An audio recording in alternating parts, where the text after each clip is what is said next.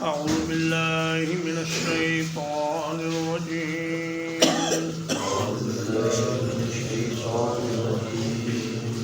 إني وجهت وجهي للذي فطر السماوات والأرض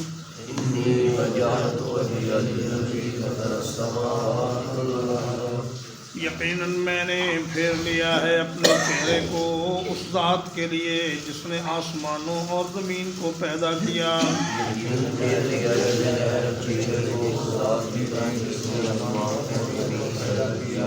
حنیفاً یک طرفہ ہو کر، وما انا من المشرکین، اور نہیں ہوں میں شرک کرنے والوں میں سے۔ سیدنا ابراہیم علیہ السلام نے بڑا حکیمانہ طریقہ اختیار کیا۔ پہلے تو ان کو دلائل دیے کہ اے ستاروں، بتوں، درختوں اور دریاؤں کو پوجنے والی قوم، دیکھو یہ چیزیں رب نہیں ہو سکتی، کیونکہ جو چیز تغیر پذیر ہے اور اپنے طلوع ہونے کے لیے اور غروب ہونے کے لیے کسی کی محتاج ہے، وہ خود حاجت روا کیسے ہو سکتی ہے؟ اور پھر ان سے نہیں فرمایا کہ تم یہ کرو، فرمایا کہ میں تو اللہ کی طرف اپنا چہرہ کر رہا ہوں۔ چہرہ چونکہ انسان کے جسم میں سب سے زیادہ عزت والی چیز ہے، اور چہرے سے ہی انسان کی شخصیت کا اندازہ ہوتا ہے، اس لیے چہرہ بول کر پوری شخصیت مراد لیا گیا کہ میں تو اپنے آپ کو اس اللہ کی سپرد کرتا ہوں جس نے آسمانوں اور زمین کو پیدا کیا۔ حنیفاً، میں بالکل یک طرفہ ہوں اور توحید پر قائم ہوں، میرا شرک کی طرف مائل ہونے کا قطعاً کوئی ارادہ نہیں اور نہ ہی مجھ میں اس کا شائبہ ہے۔ اللہ تبارک و تعالیٰ فرماتے ہیں ان ابراہیم کان امتاً قانتاً للہ حنیفا، کہ ابراہیم علیہ السلام اکیلے ہی ایک امت تھے، اللہ کے فرما بردار تھے اور یک طرفہ تھے، توحید موحد تھے۔ ولم یکن من المشرکین، اور آپ مشرکین میں سے نہیں تھے۔ شاکرا لانعمہ اجتباہ وہداہ الی صراط مستقیم، اللہ کی نعمتوں کا شکر ادا کرنے والے۔ اللہ کی نعمتوں کا شکر کیا ہے؟ کہ نعمتیں دینے والے کو ان نعمتوں کے ذریعے راضی کیا جائے، اس کی نعمتوں کو ایسی جگہ استعمال کیا جائے جس سے نعمت دینے والا راضی ہو جائے۔ اور فرمایا اللہ نے ان کو چن لیا اور انہیں سیدھے راستے کی ہدایت عطا فرما دی۔ وَآتَيْنَاهُ فِي الدُّنْيَا حَسَنَةً وَإِنَّهُ فِي الْآخِرَةِ لَمِنَ الصَّالِحِينَ، اللہ نے ان کو دنیا میں بھی بھلائی عطا فرمائی اور آخرت میں بھی ان کا بہت بڑا مقام ہے۔ تو فرمایا کہ میں اللہ کی طرف یک طرفہ ہو کر، شرک سے بیزار ہو کر، موحد ہو کر میں اللہ کی طرف متوجہ ہو رہا ہوں اور مشرکین سے میرا کوئی تعلق نہیں۔ وَحَاجَّهُ قَوْمُهُ، اور جھگڑا کیا اس کے ساتھ اس کی قوم نے۔ قَالَ أَتُحَاجُّونِّي فِي اللَّهِ وَقَدْ هَدَانِ،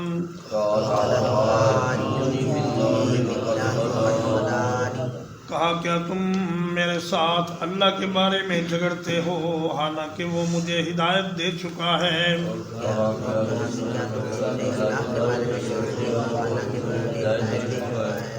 وَلَا أَخَافُ مَا تُشْرِكُونَ بِهِ، اور میں ان چیزوں سے نہیں ڈرتا جن کو تم شریک بناتے ہو۔ إِلَّا أَن يَشَاءَ رَبِّي شَيْئًا، اگر یہ کہ میرا رب کوئی چیز چاہے۔ قوم نے حضرت ابراہیم سے بحث و جدال شروع کر دیا اور بہت سی دلیلیں دیں اپنے مذہب کے سچا ہونے کی۔ ایک تو انہوں نے کہا کہ جناب انا وجدنا آباءنا علی امۃ، دیکھیں جی ہم نے تو اپنے باپ دادے کو ایک طریقے پر پایا ہے، تو فرمایا کہ اللہ کی واضح نشانیوں کے اور دلائل کے مقابلے میں تمہارے ماں باپ کا طریقہ کیا حیثیت رکھتا ہے؟ اور پھر وہ کہنے لگے کہ جی دوسری بات یہ ہے، یہ جو بت ہیں اور یہ جو ہمارے معبود ہیں یہ آپ کو نقصان پہنچا سکتے ہیں، آپ کو نیست و نابود کر دیں گے۔ تو ابراہیم علیہ السلام نے فرمایا کہ میں ان سے نہیں ڈرتا، جو آدمی اللہ سے ڈرتا ہے پھر وہ کسی اور سے نہیں ڈرتا۔ آج بھی بعض لوگ یہ کہتے ہیں کہ جناب اگر آپ نے 11ویں تاریخ کو پیر صاحب کے نام پر دودھ نہ دیا تو تمہاری بھینس مر جائے گی یا اس کا کٹا مر جائے گا، اگر تم نے بسوڑی شاہ کے بارے میں کوئی بات کی تو وہ تمہیں نیست و نابود کر دے گا۔ ابھی کل ہی 27 دسمبر 2021 کو پاکستان کی سپریم کورٹ میں یہ بحث ہو رہی تھی کہ یہ جو پیر ہیں یہ لوگوں کو دیتے کچھ نہیں بلکہ ان سے لیتے ہیں۔ کسی کو آج تک کسی پیر نے کروڑ پتی نہیں کیا بلکہ خود یہ کروڑ پتی اور اربوں پتی ہو جاتے ہیں۔ جیسے کہ علامہ اقبال نے کہا کہ ہم کو تو میسر نہیں مٹی کا دیا بھی، گھر پیر کا بجلی کے چراغوں سے ہے روشن۔ یہ لوگ جو نذرانے وصول کرتے ہیں وہ ٹھگ ہیں اور فراڈیے ہیں، اور جو لوگ نذرانے دیتے ہیں وہ بے وقوف ہیں، اور جو ان سے ڈرتے ہیں وہ پھر ہر چیز سے ڈرتے ہیں جو اللہ سے نہیں ڈرتے۔ فرمایا اللہ پاک مجھے سیدھے راستے کی ہدایت عطا فرما چکا ہے، اور میں تمہارے ان معبودوں سے نہیں ڈرتا، مگر یہ کہ اللہ تبارک و تعالی اگر مجھے کوئی نقصان پہنچانا چاہے تو وہ پہنچا سکتا ہے، تمہارے ان خداؤں کے ہاتھ میں میرا کوئی نفع یا نقصان نہیں۔ وسع ربی کل شیء علما، میرے رب نے اپنے علم کے ساتھ ہر چیز کو گھیر رکھا ہے۔ افلا تتذکرون، کیا پھر بھی تم نصیحت حاصل نہیں کرو گے؟ فرمایا میرا رب کا علم اتنا عظیم ہے کہ کائنات کی کوئی چیز اس سے مخفی نہیں ہے، اور کائنات کی کسی چیز سے وہ غافل نہیں ہے اور بے خبر نہیں ہے۔ انہا ان تک مثقال حبۃ من خردل فتکن فی صخرۃ او فی السماوات او فی الارض یأت بہا اللہ۔ حضرت لقمان نے اپنے بیٹے سے کہا کہ بیٹا دیکھو، اگر تیری اچھائی یا برائی ایک رائی کے دانے کے برابر ہوگی، پھر وہ کسی چٹان کے پیٹ میں ہو، زمین میں ہو یا آسمان میں ہو، اللہ اس کو قیامت کے دن لا کر سامنے رکھ دے گا اور اس کے مطابق تمہارے معاملے کا فیصلہ کرے گا۔ تو فرمایا میرے رب کا اتنا وسیع علم ہے پھر بھی تم نصیحت حاصل نہیں کر رہے۔ وَكَيْفَ أَخَافُ مَا أَشْرَكْتُمْ، اور کس طرح ڈروں میں ان سے جن کو تم شریک بناتے ہو۔ وَلَا تَخَافُونَ أَنَّكُمْ أَشْرَكْتُمْ بِاللَّهِ، اور تم نہیں ڈرتے اس بات سے کہ تم اللہ کے ساتھ شریک بنا رہے ہو۔ مَا لَمْ يُنَزِّلْ بِهِ عَلَيْكُمْ سُلْطَانًا، ان چیزوں کو جن کے لیے اللہ نے کوئی دلیل نازل نہیں فرمائی۔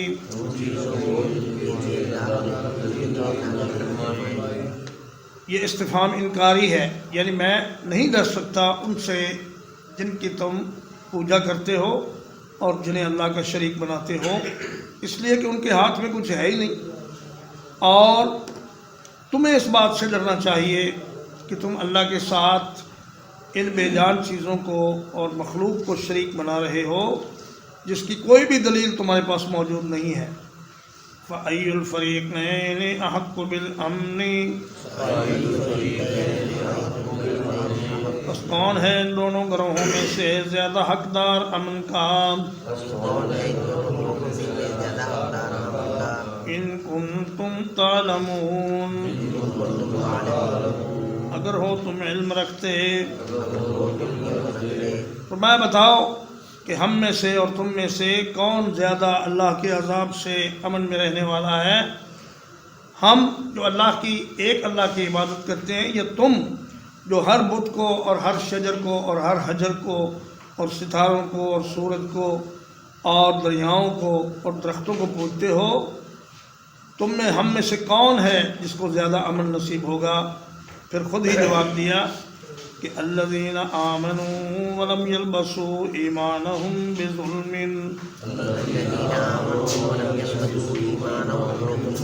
وہ لوگ جو ایمان لائے اور انہوں نے نہیں ملایا اپنے ایمان کے ساتھ ظلم کو،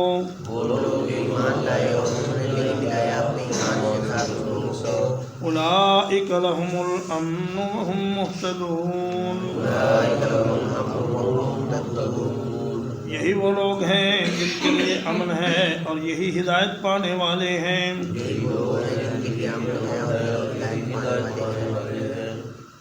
ظلم کی تنوین یہاں پر تعظیم کے لیے ہے۔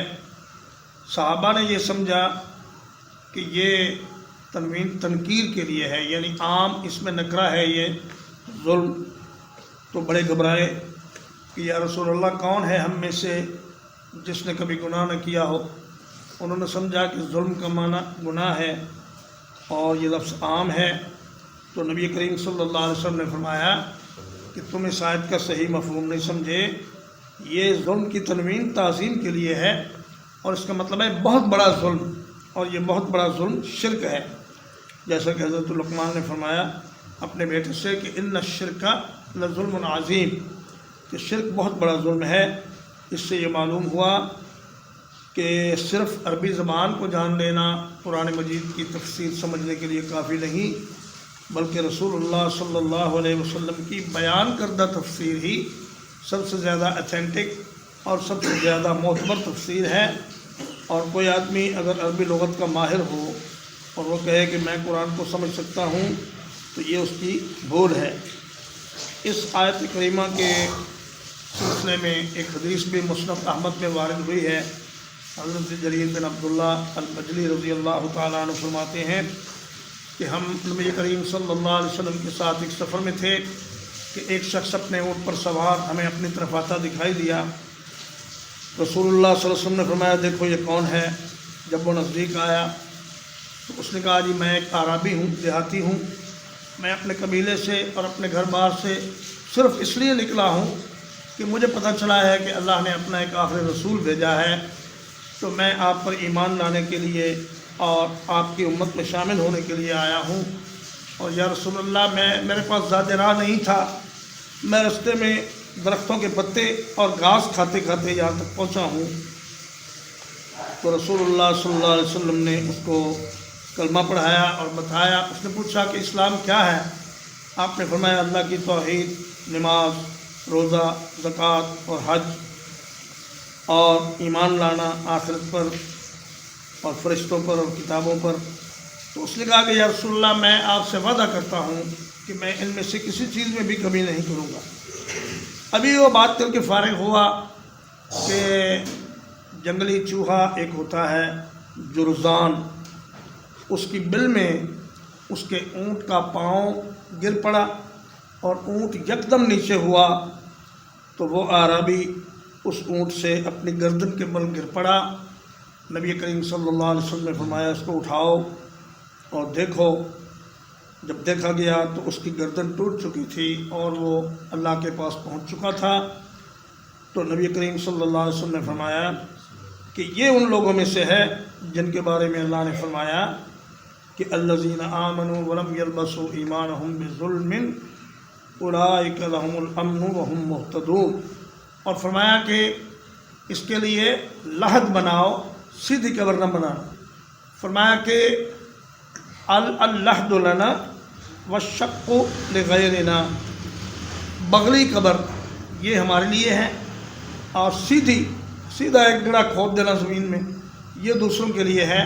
ہمارے لیے یہ ہے کہ گڑھا کھودو، پھر اس کے بعد ایک سائیڈ پہ اس کو تھوڑا سا گہرا کر کے رکھو اور میت کو قبلہ رخ کرنے کی کوشش کرو اور اس کو اس میں دفنا دو۔ اگرچہ اس حدیث میں ایک راوی مدلس ہے اور اس نے عن کے ساتھ روایت کی ہے، لیکن بہرحال اس حدیث سے کچھ باتیں ایسی معلوم ہوتی ہیں کہ جو اس آیت کو سمجھنے میں معاون ہیں۔ ترجمہ ایک بار پھر تو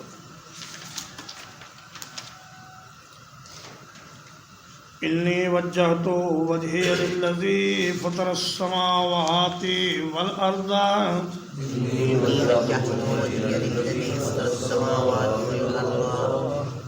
یقیناً میں نے متوجہ کر لیا اپنے چہرے کو اس ذات کی طرف جس نے آسمانوں اور زمین کو پیدا کیا،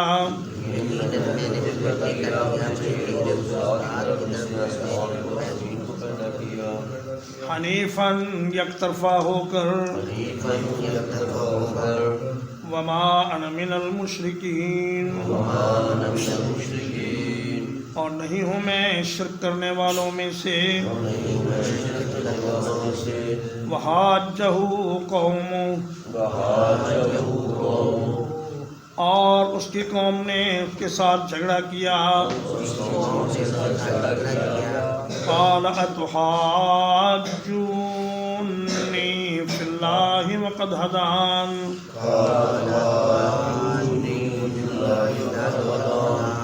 کہا کیا تم اللہ کے بارے میں مجھ سے جھگڑا کرتے ہو حالانکہ وہ مجھے سیدھی راہ دکھا چکا ہے۔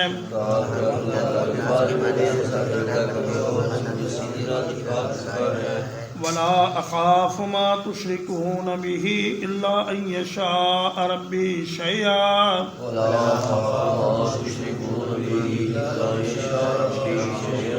اور میں ان سے نہیں ڈرتا جنہیں تم شریک بناتے ہو مگر یہ کہ میرا رب کوئی چیز کرنا چاہے۔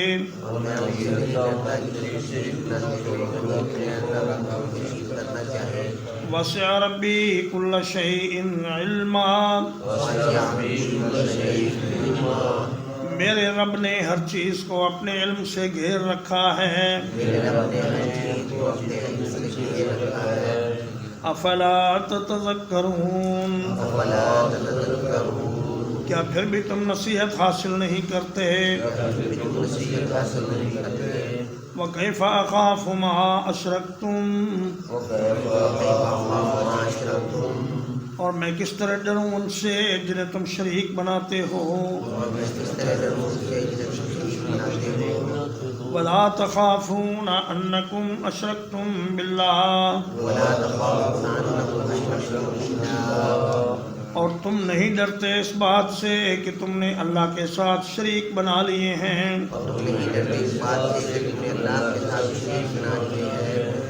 ما لم ينزل به عليكم سلطانا، وہ جن کے بارے میں اس نے کوئی دلیل تم پر نازل نہیں کی۔ فَأَيُّ الْفَرِيقَيْنِ أَحَقُّ بِالْأَمْنِ، پس کون ہے دونوں جماعتوں میں سے زیادہ حقدار امن کی؟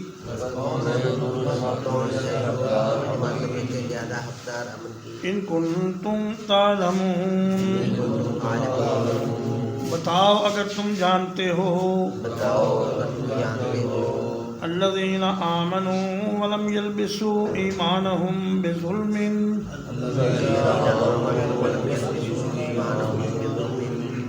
وہ لوگ جو ایمان لائے اور انہوں نے نہیں ملایا اپنے ایمان کے ساتھ بڑے ظلم کو۔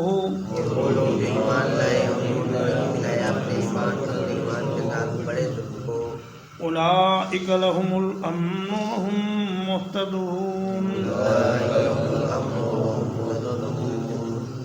یہی لوگ ہیں جن کے لیے امن ہے اور یہی لوگ ہیں جو ہدایت یافتہ ہیں۔